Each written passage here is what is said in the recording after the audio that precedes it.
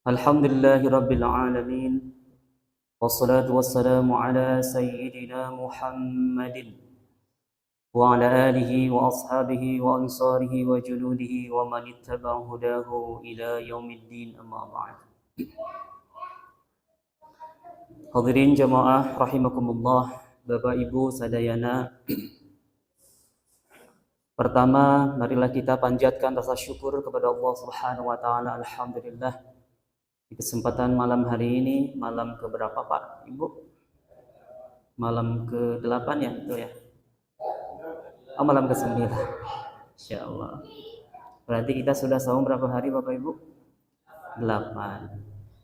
Senantiasa kita bermohon kepada Allah, mudah-mudahan 8 hari yang sudah kita lakukan, baik dari amal saumnya, tilawahnya, infak, sedekahnya, dan amal-amal lain yang kita lakukan, menjadi amalan yang diterima dan sebagai penggugur dosa kita di hadapan Allah Subhanahu wa taala. Amin ya Allah ya rabbal alamin. Saya berdoa kepada Allah, mudah-mudahan di hari-hari yang tersisa, 20 hari ke depan, 22 hari ke depan, Allah Subhanahu wa taala memberikan kita kekuatan, memberikan kita kesehatan, memberikan kita keberkahan, memberikan kita keistiqomahan, sehingga kita bisa menuntaskan amal yang Ramadan dengan amal terbaik, insyaallah. Amin ya Allah ya rabbal alamin. Bapak Ibu sadayana, setelah melewati 8 hari puasa, apa yang sudah kita dapatkan Bapak Ibu? Sudah berapa lembar Al-Quran yang kita baca? Sudah berapa infak sedekah kita yang kita berikan? Sudah berapa waktu yang kita manfaatkan untuk sholat sunnah, qiyamul Ramadan, bangun malam, menghidupkan malam Ramadan? Apakah sudah sesuai dengan keinginan kita? Apakah sudah sesuai dengan rencana-rencana kita? Bapak Ibu sadayana, ternyata dalam kehidupan kita Pak, kita tuh benar-benar harus fokus terhadap tujuan Ramadan ini. Rasulullah SAW sudah mewanti-wanti kepada kita. Kata Rasul, kam min so'imin. Kam min so'imin. Seueur, banyak kata Rasul. Yang saum, laisa min siyamihi, tidak dapat pahala saumnya. Illal ju' wal atas. Kecuali lapar dan haus saja. Rasul sudah memperingatkan kepada kita tentang banyak yang saum, tapi tidak dapat pahala saum, Bapak Ibu sadayana. Coba Bapak Ibu sadayana, di dunia ini binatang apa Bapak Ibu yang paling besar? Anak-anak, binatang apa yang paling besar di dunia ini? Paus, boleh. Apalagi? Gajah, betul ya? Baik. Bapak Ibu, kalau gajah tinggalnya di mana Pak? Di Timur Tengah ada nggak Pak gajah? Di ayahnya Timur Tengah namanya. Gajah mah tinggalnya di daerah tropis dan subtropis. Timur Tengah mah langki Pak. Cerita gajah Bapak Ibu. Suatu hari di pengajian Imam Malik di Madinah. Bapak Ibu, Imam Malik itu adalah salah satu imam madhab. Kalau di Asia Tenggara sebagian besarnya madhab Syafi'i. Kalau Imam Malik itu madhab Maliki itu sebagian besar di Timur Tengah.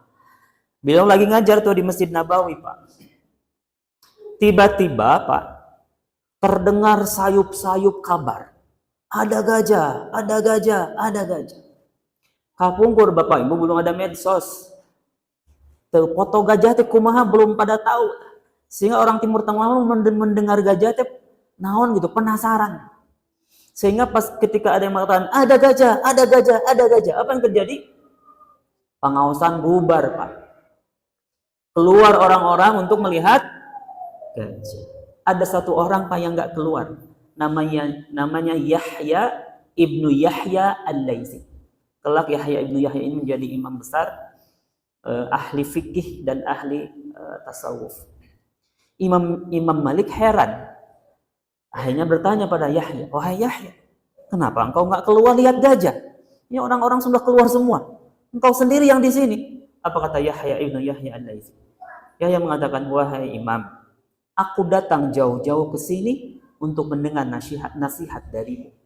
Aku datang jauh-jauh dari tempatku menuju ke tempat ini, ke Madinah ini. Aku ingin belajar ilmu darimu. bukan untuk melihat gajah. Bapak Ibu Saudara, barangkali ini gambaran untuk kita Bapak Ibu. Ramadan kita harus fokus Pak. Karena terkadang banyak gajah-gajah yang melewatkan kita dan membuat kita tidak fokus di amaliyah Ramadan kita Pak. Saum kita, kata Rasul sudah diingatkan tuh, kamin shaim laisa min siyamihi ilal ju' wal atas. Saum itu Pak bukan hanya menahan lapar dan haus saja Pak. Karena itu saum umum, anak kecil juga bisa. Naiklah posisi kita ke derajat namanya saum khusus. Saum panca indera kita. Jaga mata kita, jaga telinga kita, jaga lisan kita. Hati-hati Pak, sedang saum mencaci, memaki, menfitnah, batal. Saumnya tidak batal Pak, fikihnya nggak batal saumnya. Yang batal adalah pahala saumnya. Itu yang disampaikan Rasul tadi Pak. Jadi orang tuh saum hanya mengikuti kaidah fikih. Dia menahan lapar dari mulai terbit fajar sampai terbenam matahari. Tapi dia tidak menjaga lisannya. Kata-katanya mencaci, memaki. Tetangganya tersakiti oleh tangannya. Tetangganya tersakiti oleh ucapannya. Padahal dia sedang saum Pak. Ini gajah-gajah yang bisa mengganggu kita di saum kita. Bapak Ibu saudara, Ramadan itu adalah bulan yang luar biasa. Semua kewajiban di Ramadan ini akan dilipat gandakan amalnya di hadapan Allah Subhanahu wa taala. Oleh karena itu fokuslah kita di Ramadan ini, Bapak. Kira-kira Bapak Ibu, apa gajah-gajah yang bisa mengganggu Ramadan kita? Naon Pak, kintan-kintan itu yang ganggu Pak. Handphone Pak. Coba Bapak yang puntennya yang terbiasa scrolling medsos gitu nya. Scrolling dekaraos tah tos setengah jam, sajam Pak. Padahal kalau baca Quran mungkin amalnya bisa bacanya lebih banyak. Mungkin itu gajah-gajah yang mengganggu kita. Sesekali simpanlah HP kita, kemudian kita ganti dengan tilawah kita. Tapi coba bahasa dinten HP teh disimpan dan insyaallah Bu mau naon urang. Apalagi ini Ramadan, kata Rasul, hada Ramadan, hada Ramadan, hada Ramadan. Sahabat menantikan Ramadan ini, orang-orang soleh menantikan Ramadan ini. Bahkan mereka katanya Pak 6 bulan berdoa pada Allah, Allahumma balighna Ramadan, balighna Ramadan, balighna Ramadan. Sampaikanlah kami di bulan Ramadan, sampaikanlah kami di bulan Ramadan. Tapi kata Rasul apa? Kata Rasul, rogiba anfu rajulin, rogiba anfu rajulin, rogiba anfu rajulin, rugi. Siapa? Orang yang ditakdirkan memasuki usianya pada Ramadan. Tetapi di akhir Ramadan Allah tidak mengampuni dosanya. Kenapa Pak? Karena dia tidak fokus di Ramadannya. Ramadannya diganggu oleh aktivitas-aktivitas yang lain.